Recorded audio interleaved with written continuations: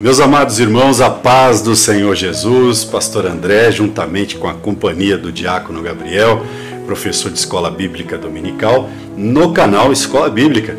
Mais uma vez com você hoje para ministrar mais uma aula do quarto trimestre. Olha aí, o ano está acabando e você que, como eu, é apaixonado pela Escola Bíblica Dominical, tenho certeza que está desfrutando desse quarto trimestre com um tema maravilhoso, ministrado pelo professor comentarista Pastor Elinaldo Renovato, cujo tema é as promessas de Deus. Confie e viva as bênçãos do Senhor, porque fiel é o que prometeu. Louvado seja o nome do Senhor Jesus. Assim eu já passo ao Diácono Gabriel a introdução. Glória a Deus, a paz do Senhor a todos os irmãos ouvintes, que Deus abençoe a mim e a sua vida. A paz do Senhor, Pastor André, que Deus venha nos abençoar aí e nos dar capacidade para falar do seu amor e da sua justiça. Lição de número 5, que vai dizer a promessa de salvação. O texto áureo vai dizer, na verdade vos digo, que quem ouve a minha palavra e crê naquele que me enviou, tem a vida eterna, não entrarás em condenação, mas já passou da morte para a vida. Evangelho de Jesus segundo escreveu João, capítulo de número 5, versículo de número 24. A verdade prática vai dizer, a promessa da vida eterna é a maior bênção divina para todo aquele que crê em Jesus. E de fato o é, né? As promessas de Deus para a salvação e a vida eterna juntamente com Ele realmente é a maior promessa que temos como igreja.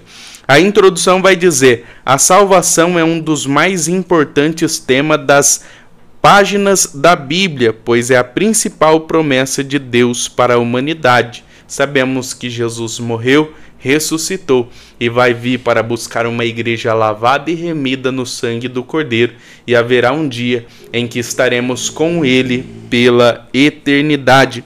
Passo o primeiro tópico ao pastor André, a promessa da salvação, o primeiro subtópico, uma maravilhosa salvação.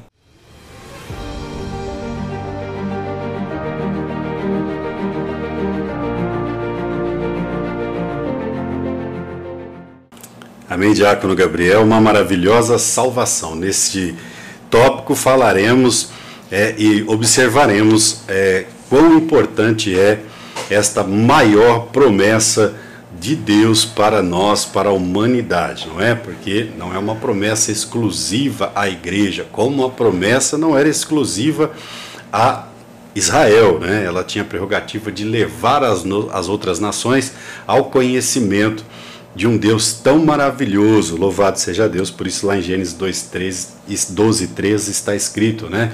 Em ti serão benditas todas as famílias da terra. Louvado seja Deus. E esta maravilhosa salvação, ela chega a todos aqueles que reconhecem a Cristo como único e suficiente Salvador. O tópico aqui diz que a leitura bíblica em classe nos lembra a passagem bíblica do Antigo Testamento, escrita no livro de Números, capítulo 21, versículo 4, que trata de um ato simbólico, em que a cura física seria uma realidade para quem olhasse para a serpente de bronze no deserto, teria a maldição removida de sua vida. O texto de Números, capítulo 21, retrata o momento em que o povo de Israel no deserto, ainda caminhando para Canaã, dado o momento, murmura, com Moisés, murmura de Deus para com Moisés acerca do maná, do alimento que descia do céu. Olha aí, imagina, né, Diácono Gabriel, tendo a alegria, tendo o direito de receber gratuitamente todos os dias o maná do céu para se alimentar. O único trabalho era ir lá e apanhar. Eles ainda murmuraram, não é verdade? E este texto sagrado, em Números capítulo 21, revela que a ira de Deus se acendeu, muitas serpentes venenosas começaram a surgir ali no deserto, muitas pessoas foram picadas e mortas, até que procuraram Moisés e pediram, Moisés, rogue a Deus, para que essa maldição, essas serpentes sumam daqui. Moisés assim o fez, e a ordem de Deus era que Moisés construísse, elaborasse uma serpente de bronze e a colocasse na haste do seu cajado. E assim seria que todo aquele que olhasse para a serpente de bronze não morreria e teria a maldição removida, louvado seja Deus, né? Mas aquilo ali, além de obviamente ser um ato da indisciplina do povo de Israel e da murmuração, serviu também para apontar o que viria, né? Ou seja, o nosso Cristo, nosso Senhor, seria pendurado no madeiro, não é isso? Por isso que em João 3,14 está escrito, é uma comparação. Assim como Moisés levantou a serpente no deserto, assim importa que o Filho do Homem seja levantado, louvado seja o nome do Senhor Jesus. Então ali apontava para o que havia de vir, o nosso Senhor seria levantado no madeiro e através da sua morte de cruz, todos nós teríamos a maldição removida de nossa vida, não é verdade? Teríamos então direito à salvação através da cruz e da crucificação do nosso Senhor Jesus. O tópico continua dizendo, semelhantemente, o sacrifício de Jesus na cruz, olha aí uma comparação, ali foi um ato escatológico, apontava para Cristo, a alma carente da salvação. Desta forma, o amor de Deus é revelado nas Escrituras de uma maneira que não se pode mensurar, né? Aqui a lição traz como referência João 3,16, em que Deus amou o mundo, todos, de tal maneira que enviou seu Filho unigênito para que todo aquele que nele crê não pereça, mas tenha vida eterna. Olha que coisa linda, louvado seja Deus, não é? Nós vamos observar em Romanos capítulo 3, versículo 23, porque aqui no tópico diz que essa preciosa promessa traz duas realidades. Uma, a de quem crê será condenado, em João 3,18, e no mesmo versículo, parte B, João 3,18, quem não crê já está condenado. Olha aí, tá vendo? Desta forma, todos estavam afastados de Deus. Romanos 3,23 diz, porque todos pecaram e afastados, destituídos, fomos da glória de Deus, sendo justificados gratuitamente pela graça, pela redenção que há em Cristo Jesus. Olha que coisa linda, não é? Então, como não nos atentarmos para uma tão grande salvação? Esse tópico diz, uma maravilhosa salvação.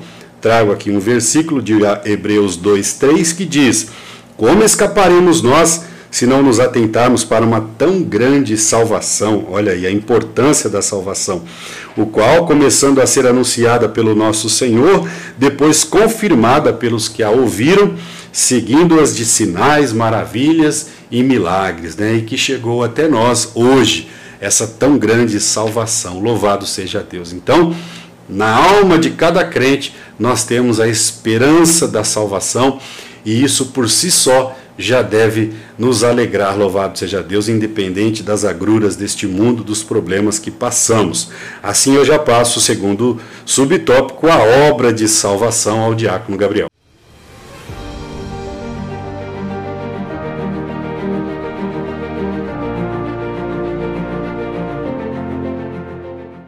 Glória a Deus, a obra de salvação, né? Esse subtópico, assim como toda essa lição e também toda a revista e também, por que não, toda a Bíblia Sagrada vai falar sobre soteriologia, né? Duas palavras, né? Derivada do grego, sotério, que significa soteria, que significa salvação, e logos, que significa estudo ou doutrina. Logo, estudo sobre a salvação, doutrina sobre a salvação. A soteriologia ela aborda 5 vertentes principais, que são a natureza da salvação, o propósito da salvação, o meio da salvação, que é por meio de Jesus Cristo. A Bíblia deixa bem claro que Jesus ele é o único caminho, a verdade e a vida. Ninguém vem ao Pai senão por Jesus. A extensão da salvação, ou seja, até onde chega essa salvação. E a Bíblia deixa bem claro, todos aqueles que reconhecem que Jesus ele é o Cristo, e a segurança da salvação. O que nos traz a salvação? Quais são os benefícios da salvação? Vamos ver que a cristologia também faz parte da soteriologia, porque a nossa salvação ela vem através de Cristo Jesus. Sabemos que Jesus ele morreu e ressuscitou e implantou a igreja, a qual a própria palavra de Deus vai dizer que as portas do inferno não prevalecerão contra ela. Isaías capítulo de número 53, versículo de número 5 vai dizer que ele foi ferido pelas nossas transgressões e moído pelas nossas iniquidades. O castigo que nos traz a paz estava sobre ele, sobre as suas pisaduras fomos sarados. Versículo de número 7, que vai dizer que ele foi oprimido, mas não abriu a sua boca. Como o cordeiro foi levado ao matadouro e como ovelha muda perante aos seus tosqueadores, ele não abriu a sua boca. Efésios capítulo 1, versículo de número 7. Em Cristo somos libertos pelo seu sangue e pela sua rica graça somos perdoados de nossos pecados. Então, em Cristo está a nossa salvação. Em Cristo está o nosso sotéria, a salvação de nossas vidas. Pedro e João, depois de ter sido questionado com relação à cura que houve em frente ao templo, chamado Formosa, questionaram a eles dizendo: qual que foi a obra, de onde que vem esse poder? E a Bíblia vai nos falar que Pedro, cheio do Espírito Santo, diz: principais do povo e vós, anciões de Israel, visto que somos interrogados acerca do benefício que foi feito a um homem enfermo e do modo como foi curado. E ele vai falar a respeito do dono da salvação, Jesus Cristo, que vocês o crucificaram e que é a pedra de esquina, a pedra que dá a sustentação. A palavra salvação também aqui na lição também traz a ideia ou sentido de livramento do perigo, livramento de ameaça, livramento de prisão, livramento do dilúvio, mas a vertente principal de sotéria, que é a salvação, é a morte vicária de Jesus sobre a nossa vida, a morte substitutiva de Jesus em favor da minha e da sua vida, como já foi dito, Isaías capítulo 53, versículo de número 5.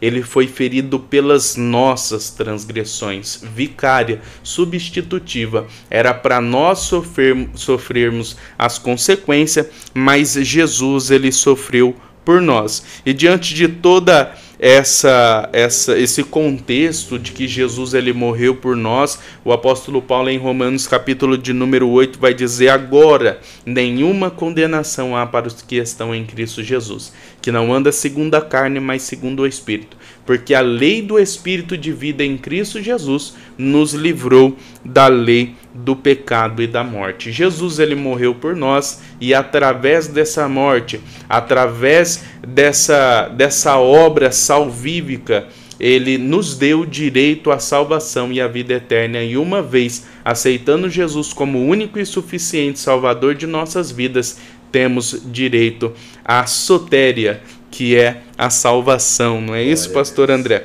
Passo aqui o terceiro subtópico ao pastor André, o Salvador.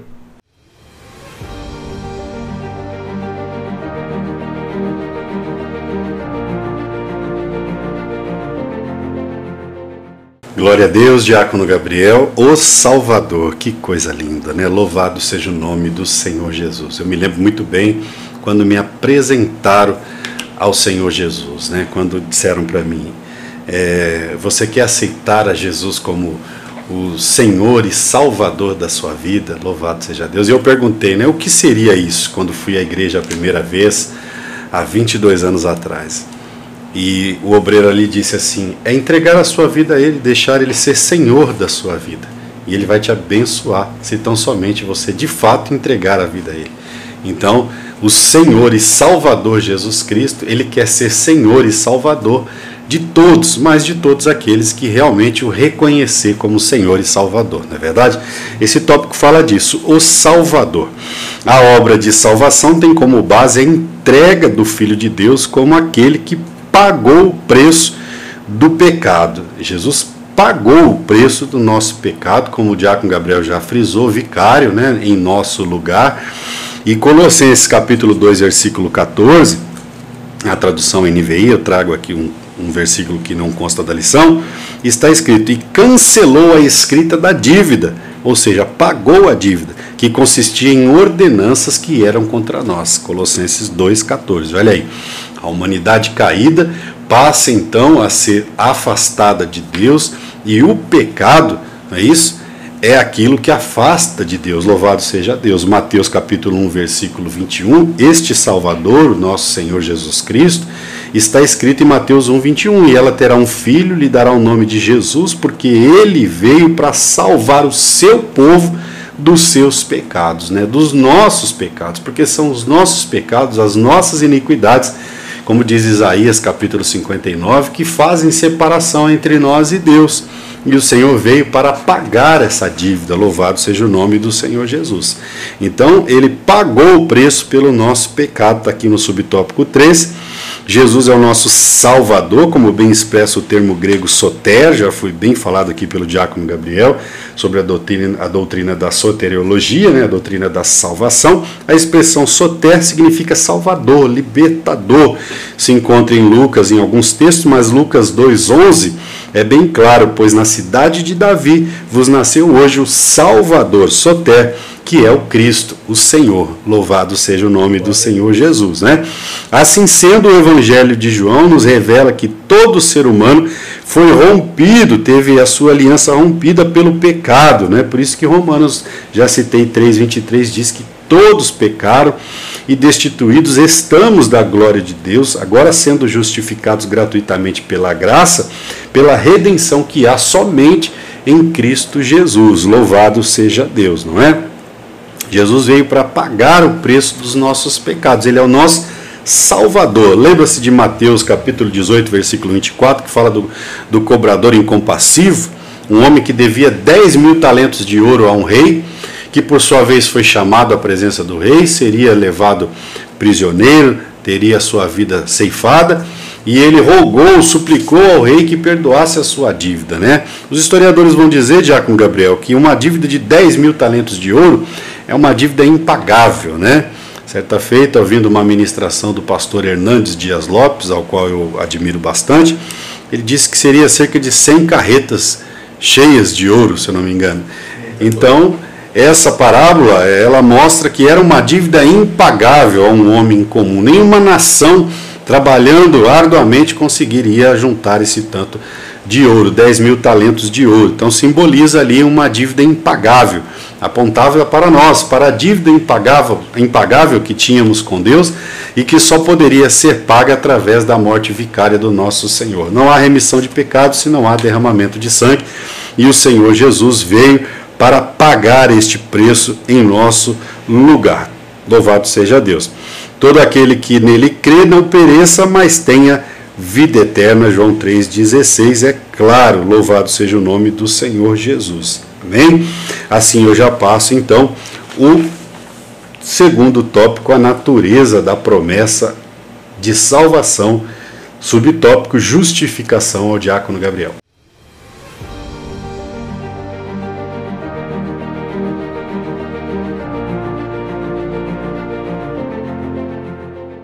Glória a Deus, o justificação, né? É interessante a gente entender a justificação. Justificação é um ato pelo qual Deus declara um pecador justo, não com base em suas obras, mas exclusivamente pela fé.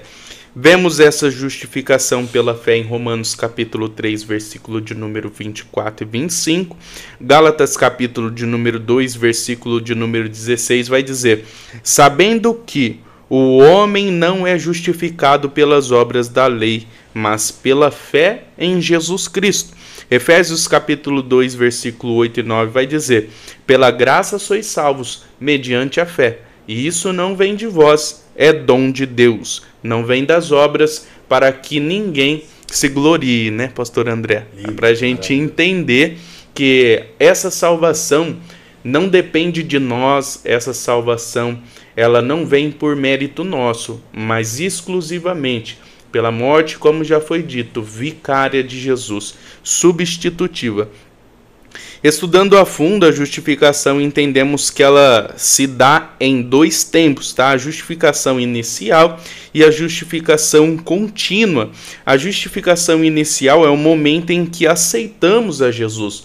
Quando lendo Romanos, capítulo de número 5, versículo de número 1, vai dizer: tendo, pois, sido justificado pela fé, tendes paz com Deus. 2 Coríntios capítulo 5, versículo 17 vai dizer: se alguém está em Cristo, nova criatura é. As coisas velhas se passaram e eis que tudo se fez novo.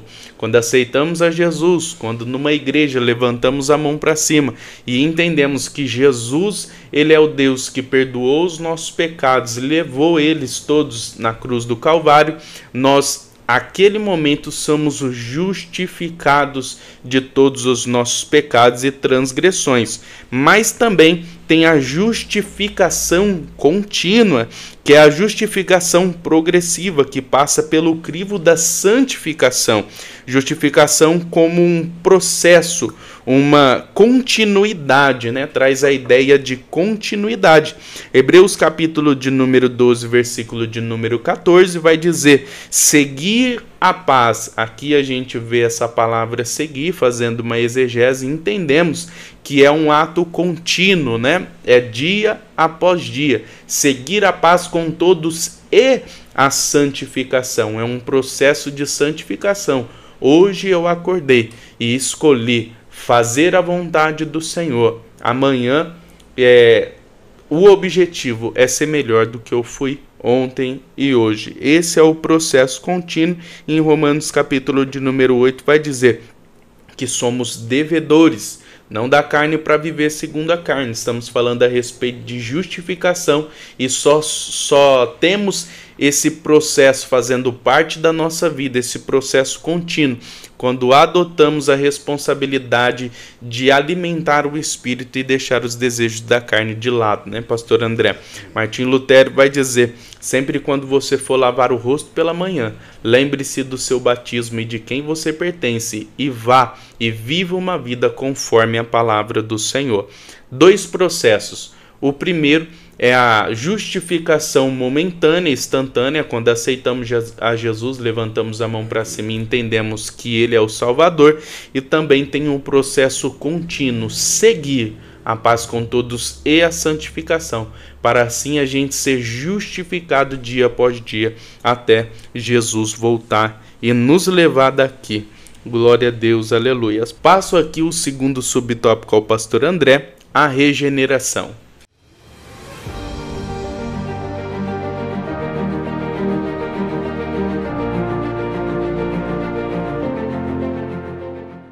Amém, Diácono Gabriel. Seguindo a justificação, nós temos a regeneração, é a mudança, a transformação que começa no interior do homem, não é verdade? Que começa na transformação do homem, né? Romanos capítulo 12 vai dizer para nós transformarmos, renovarmos a nossa mente, para que nós possamos provar a boa, perfeita e agradável vontade do Senhor na nossa vida, né? Mudança de pensamento, louvado seja Deus. Mas o ser humano caído só é possível mudar o comportamento através do Evangelho de Cristo. Ninguém muda ninguém, né?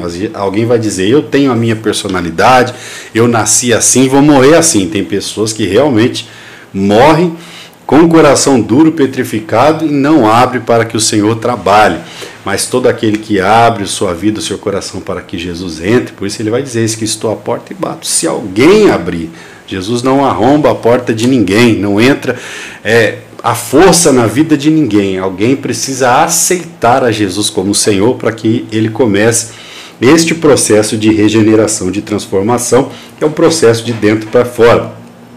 Esse tópico vai dizer assim, para que a obra da salvação apresentada no Evangelho de João 3 se manifeste na vida do salvo, é necessário que ocorra a regeneração. A palavra regeneração significa revivificação. Revivificação também traz o entendimento de Efésios capítulo 2, versículo 1, que é trazer à vida aquilo que estava morto, no sentido espiritual. Efésios 2:1 vai dizer: e vos vivificou, estando vós ainda mortos em ofensas e pecados.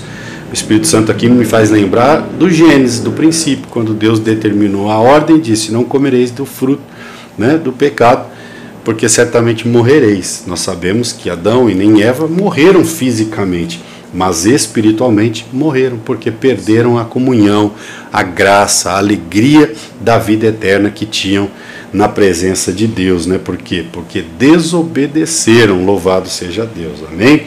Nós vamos observar aqui então que a regeneração é um processo também denominado de novo nascimento. Em João capítulo 3, lá no versículo 1, na leitura bíblica em classe, nós lemos João 3 a partir do versículo 14, que começou a falar ali do deserto, da serpente, enfim, que apontava para Cristo. Mas em João capítulo 3 nós temos o encontro de Nicodemos com Jesus. Nicodemos vai ter à noite com Jesus uma reunião, porque ele viu em Cristo, olha só, Diácono Gabriel, ele reconheceu Cristo como Deus, como Senhor. E isso é importante para que uma pessoa comece a entrar no processo da salvação, ter o seu nome escrito no livro da vida, né? Quando Nicodemos chega à presença de Jesus à noite, ele vai dizer: mestre, eu bem sei que o Senhor é vindo de Deus, porque ninguém faz os milagres, né, e as maravilhas que o Senhor faz se não for vindo de Deus. E a resposta do Senhor a ele foi: em verdade vos digo, Nicodemos, que é necessário nascer de novo. Ninguém verá o reino de Deus se não nascer de novo. Né? Nicodemos não entende a teologia de salvação do nosso Senhor Jesus e diz: mas será que é necessário eu voltar ao ventre da minha mãe? De forma nenhuma. O que o Senhor estava dizendo a ele era que é necessário ele mudar os rudimentos, os entendimentos que ele tinha de mundo, né? Ou seja, aceitar o Evangelho de Jesus, que molda, transforma o nosso caráter de uma forma ética e moral, nosso estilo de vida, na verdade, uma vida pautada no amor, no respeito, na ética e na moral, ao qual nós devemos praticar todos os dias, nos esforçando. É esse o Evangelho de Jesus que muda o caráter ético e moral de um homem. Louvado seja Deus. Uma pessoa que nasce de novo passa por um processo de transformação interior, diz o tópico aqui, em que o coração sofre uma mudança radical por intermédio do Evangelho mediante ao Espírito Santo de Deus. Olha que coisa linda, né? Essa mudança é tão latente. Eu trouxe aqui um versículo que diz lá em Tito, carta de Paulo a Tito, capítulo 3, versículo 3, a parte B do versículo, diz assim, ó, que em outro tempo nós odiávamos uns aos outros. Olha só, essa é a natureza caída do homem, né? Paulo escrevendo orientação à carta, cheio do Espírito Santo, a Tito, que é um obreiro que por sua vez vai orientar, e Paulo vai dizer que em outro tempo, no tempo em que éramos caídos, né? Antes de aceitar a Jesus, o sentimento de ódio, de rancor, a pessoa diz, né?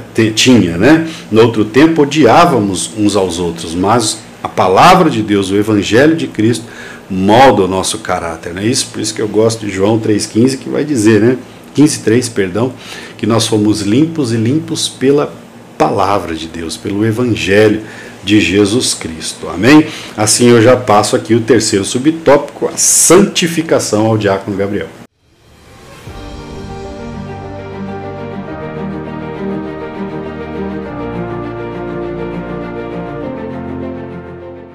Glória a Deus. O terceiro subtópico, santificação, né? Santificação é um aspecto da salvação, pois aquele que é salvo, ele vê a necessidade de ser santo. Em toda a Bíblia vemos Deus preocupado em levar o povo, em conduzir o povo nesse caminho da santificação. E desde o começo, Deus ele disse ao homem, né? Não coma do fruto. Ali, Deus ele já estava estabelecendo leis a fim de que o povo de que o homem venha a ser obediente, e isso não aconteceu. A gente vai ver que eles comeram do fruto, né? E a Bíblia vai nos falar que por um homem entrou o pecado, pelo pecado entrou a morte, assim a morte passou a todos os homens, porque todos pecaram. Mas Deus ele dá uma chance ao homem, já começa com esse princípio em Gênesis capítulo 3, versículo de número 15, quando Deus ele diz que da semente da mulher iria nascer um que iria pisar na cabeça da serpente, e a serpente iria lhe ferir o calcanhar, e realmente isso aconteceu. O Messias veio, morreu, né, por nós. Romanos capítulo de número 5 vai dizer: pois assim como por uma só ofensa veio o juízo sobre todos os homens para a condenação, assim também por um só ato de justiça veio a graça sobre todos os homens para a justificação, Pela obediência de um só homem, muitos foram feitos pecadores, mas pela obediência de um, muitos serão feitos justos. Veio, porém, a lei para que a ofensa abundasse, mas aonde abundou o pecado, diz a palavra do Senhor, superabundou a graça através do segundo Adão, que é Jesus Cristo. Vemos que Deus, ele desenhou o projeto da salvação, como diz Apocalipse, capítulo de número 13, versículo de número 8, que Jesus, ele é o Cordeiro, que foi morto desde a fundação do mundo, e Jesus, ele desempenhou esse projeto, Jesus, ele executou esse projeto, como diz em João 1, 4 e 5. Nele estava a vida era a luz dos homens, a luz resplandeceu diante das trevas, mas as trevas não o compreenderam.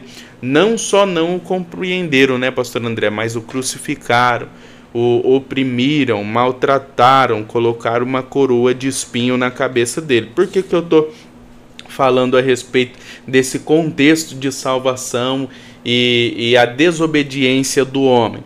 Por quê? Porque diante de todo esse contexto em que Jesus, ele morreu por nós, em que todo o planejamento do Senhor Jesus, desde lá do Jardim do Éden, desde Gênesis, passando pelos profetas, juízes, sacerdotes, livros poéticos, livros históricos, apontando para o Jesus, para o Messias que veio há 2000 anos atrás e cumpriu o projeto e morreu por nós, a gente vai ver que a única obrigação e o único dever que Deus, ele deixa para nós é, como vai dizer aqui nesse terceiro subtópico, santificação.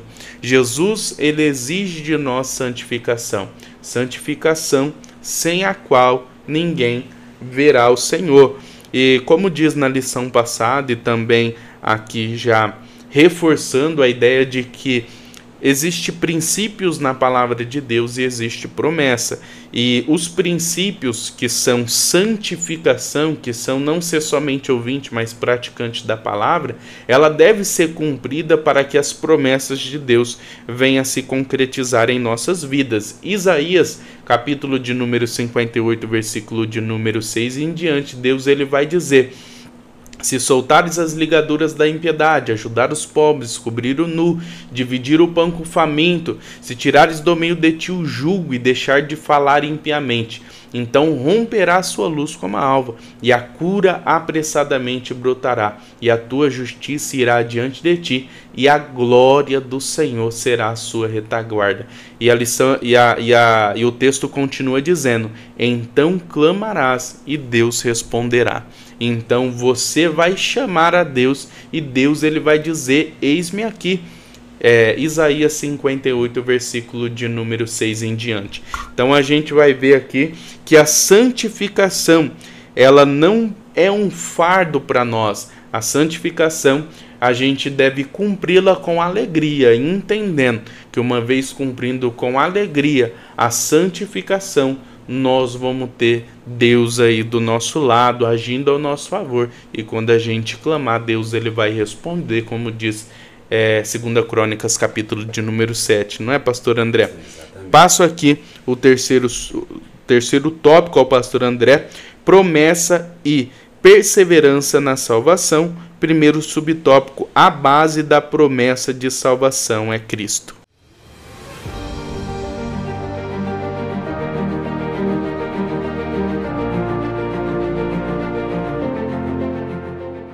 Glória a Deus. A base da promessa de salvação é Cristo. E o diácono Gabriel estava aqui, né, explanando a respeito da santificação. E o Espírito Santo me fez lembrar de Jó, né? Jó tinha, o Senhor Deus testificou da vida dele, ele tinha em sua vida os princípios da salvação, né? Tem visto lá um homem reto, temente a Deus e que se desviava do mal. 3 princípios importantes Sim. que nós precisamos buscar para a nossa vida, não é verdade? Sim. Ser uma pessoa reta, temente a Deus. Reto significa andar na direção de Deus, sem dever nada a seu ninguém, né? A não ser o amor, não é verdade? Sim. Paulo chega a dizer que nós devemos dar testemunho para com os de dentro da igreja e com os de fora. Jó tinha esses atributos, não é verdade? Sim. Homem reto, temente a Deus e que se desviava do mal. São princípios básicos para a gente herdar nossa salvação, não é verdade? Sim. que a gente coloque em prática em nossa vida. A base da promessa da salvação é Cristo. O tópico central aqui diz promessa e perseverança na salvação. Na verdade, nós temos a promessa, mas precisamos perseverar, não é isso? Sim. Marcos capítulo 13, versículo 13 é bem claro. Aquele, porém, que perseverar até o fim, este será salvo. Louvado seja Deus. Apocalipse 2:10, o Senhor também diz, e o diabo lançará alguns de vós na prisão, sereis perseguidos, não é isso? Mas seja fiel até a morte e recebereis a coroa da vida. Olha aí, perseverança até o final é que vai gerar salvação em nossa vida. Louvado seja Deus. Mas como importante é servir a Deus, né, Diácono Gabriel? Até esses dias nós falamos, por mais que a salvação não existisse, como alguns céticos vão dizer, sim, eu tenho certeza que vale a pena deixar Jesus trabalhar na minha vida, porque a gente aprende a viver com Cristo de uma maneira melhor do que os rudimentos do mundo, não é verdade? Que só enganam e levam as pessoas à destruição aí através dos vícios, não é verdade?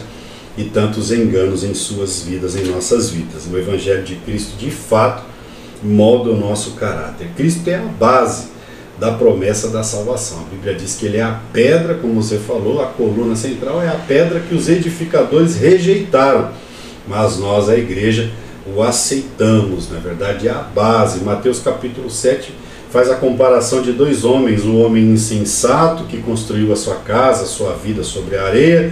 Vieram os ventos, as lutas, as tempestades, combateram com aquela casa e a derrubaram, mas o homem sábio edificou a sua vida, sua casa sobre a rocha, sobre Cristo, sobre o Evangelho. Vieram as lutas, as tempestades, que vêm sobre a vida do ímpio, mas vêm sobre a vida do crente. Sim. Mas a diferença é que aquele homem sensato edificou a sua casa sobre a base principal, a rocha que é Cristo, que é o Evangelho. Louvado seja Deus. Por isso é que esse tema diz, né? A base da promessa da salvação é o Senhor Jesus, ok?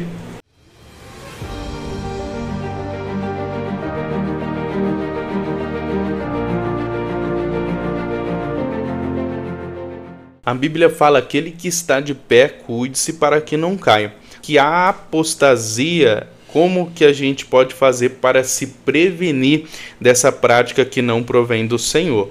Oração, leitura da Bíblia Sagrada, comunhão com os crentes e disciplina espiritual. Por que a oração? Porque Mateus capítulo de número 11, versículo de número 24, vai dizer: tudo que pedidos de oração, crendo, receberei. Então entendemos que se a gente está fraco espiritualmente, uma vez dobrando nosso joelho no chão e pedindo força para Deus, Deus, ele nos dá. Também tem a questão da Bíblia Sagrada, a comunhão com a Bíblia, ler sempre a Bíblia Sagrada. Por que isso? Romanos capítulo de número 12, versículo 2, vai dizer: não se conformeis com este mundo, mas sede transformado pela renovação da vossa mente. Só conhecemos e entendemos qual que é a boa, perfeita e agradável vontade de Deus para a nossa vida, quando somos transformados a nossa mente através do poder da palavra de Deus. Comunhão com os crentes, a Bíblia deixa bem claro, melhor dois do que um, porque quando um caiu, o outro está ali para levantar, né? Um cordão de 3 dobras, não é isso, pastor André? É mais difícil de arrebentar, é isso que a Bíblia fala. Então entendemos que a necessidade de comunhão com o próximo vem da parte de Deus para a nossa vida, e também a disciplina espiritual. A Bíblia vai nos falar: quando for tentado, não digas de Deus sou tentado, porque Deus não pode ser tentado pelo mal e ninguém atenta, mas cada um é tentado quando atraído e enganado pela sua própria concupiscência. O que é concupiscência? Desejo carnal. Você, como um homem que está dentro de um corpo carnal, entende-se que o seu corpo naturalmente vai pedir as coisas do mundo. Por isso é necessário disciplina através de oração, jejum, leitura da palavra diariamente, para que venhamos vencer e não cair nesse pecado da apostasia. A Bíblia deixa bem claro que aquele que está de pé, cuide-se para que não caia, né, pastor André? Então devemos tomar muito cuidado com as nossas atitudes, para que esse mal não venha fazer parte da nossa vida. Passo aqui o segundo subtópico ao pastor André: apostasia individual. Passa aqui o terceiro subtópico ao pastor André, a promessa e a segurança da salvação.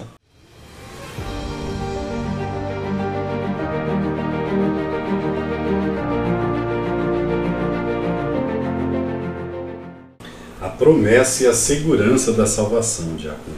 Você acabou de ministrar aí a respeito da apostasia, né? Um perigo que tem levado muitos a perder o direito da salvação, a alegria, a esperança da salvação, entendendo que essa aula de hoje, a palavra-chave, tema central é salvação, né? Como lemos em Hebreu, como não nos atentarmos, como não percebermos uma tão grande salvação que foi trazida a nós através de um preço, né, tão alto que foi o derramamento de sangue do nosso Salvador Jesus Cristo. Então, que valorizemos esta salvação.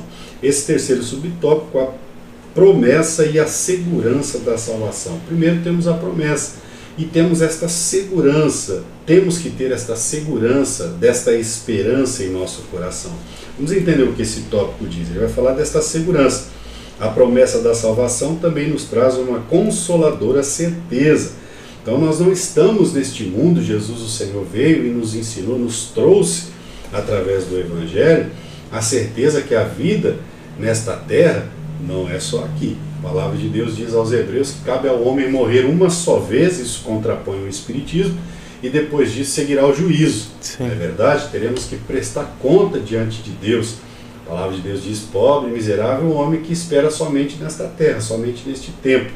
Então a promessa da salvação traz para nós uma consoladora certeza de que aquela mesma, uma certeza da mesma forma que o apóstolo Paulo escreveu aos Filipenses 1:23, onde ele diz assim, ó, mas de ambos os lados estou em aperto.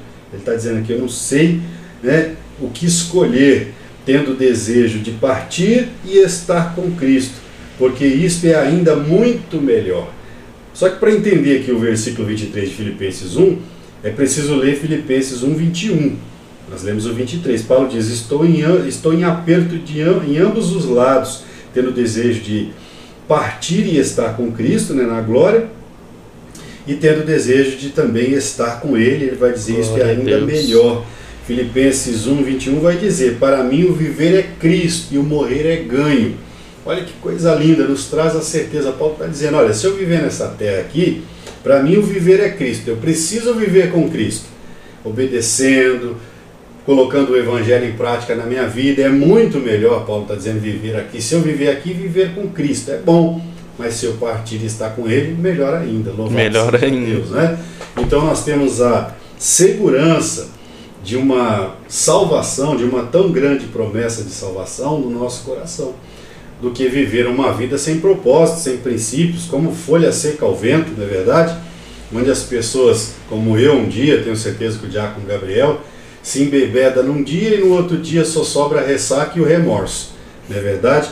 Quando muitas das vezes está atrás de uma grade, sem saber a loucura que fez, né, conduzida por uma vida de alcoolismo, não é verdade? Eu estou aqui apenas tentando te explicar que a esperança e a segurança da salvação, ela precisa estar latente no seu coração, para que você possa viver uma vida aqui nessa terra, mesmo com as aflições que o nosso Senhor Jesus não omitiu, dizendo que nós teríamos aqui. No mundo tereis aflições, mas tem de bom ânimo porque eu venci.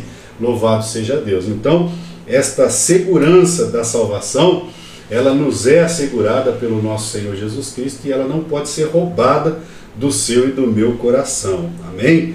Olha aí, Paulo diz, né, para mim viver é Cristo e o morrer é ganho. São duas coisas importantes. Viver nesta terra com a presença de Cristo na nossa vida, com a esperança de quando partirmos estaremos com Ele na eternidade. O ensino bíblico do Novo Testamento afirma que no passar pela morte, o salvo já estará imediatamente com Cristo. 1 aos Tessalonicenses capítulo 4, versículo 13 diz: não sejam ignorantes ou sem entendimento, sem esperança acerca dos que já morreram, que não têm esperança e se entristecem. E no versículo 16, 4 de 1 Tessalonicenses, versículo 16, diz: o mesmo Senhor descerá do céu com alarido, com voz de arcanjo, com trombeta de Deus, e os que morreram em Cristo ressuscitarão primeiro. É a segurança da salvação que o Senhor nos trouxe. Você não pode deixar o inimigo roubar do teu coração. Amém? Assim eu já passo a conclusão ao diácono Gabriel. Glória a Deus. A conclusão vai dizer: a promessa da salvação nos lembra de que não podemos descuidar da nossa conduta diante de Deus e do mundo, né? A gente tem que entender desta forma, né? Que se hoje a gente tem esses princípios de santificação, né? Tanto diante de Deus quanto diante dos homens, devemos assim o fazer, porque como o pastor André disse, um dia o mesmo Deus descerá do céu com alarido, voz de arcanjo e trombeta. E a Bíblia vai deixar bem claro que, em questão, usando a figura da ceifa, deixai o joio e o trigo, deixai os dois crescerem juntos até o dia da ceifa. E quando chegar o dia da ceifa, dizei aos ceifeiros, joga o joio no fogo e o trigo traga para o meu celeiro. Um dia estaremos com Jesus, vai ter distinção entre o joio e o trigo, e a gente deve ter como base esses princípios para que venhamos cada dia mais buscar fazer a vontade do Senhor e assim o seu nome ser glorificado. Passo aqui as considerações finais ao pastor André. Amém, diácono Gabriel. Que aula maravilhosa, né? Muito bem explicada pelo diácono Gabriel. Estamos aqui no canal Escola Bíblica para mais uma aula que foi ministrada. Tenho certeza que ela vai edificar a sua vida, sua família, sua casa em Cristo Jesus. Próxima aula vai falar das promessas da cura divina. Quero que você esteja aqui conosco. Mas não se esqueça de dar um like, ativar o sininho lá onde você se inscreve, né, no canal, e também compartilhar esse vídeo com muitas pessoas, inclusive aquelas que não são crentes, viu? Pode compartilhar com os irmãos da sua igreja, de outra denominação. Assim você ajuda a levar o Evangelho à Palavra de Deus e faz com que o canal Escola Bíblica continue crescendo para que a gente possa trazer mais conteúdo para a edificação da sua vida. Que Deus abençoe a sua casa, a sua família em Cristo Jesus.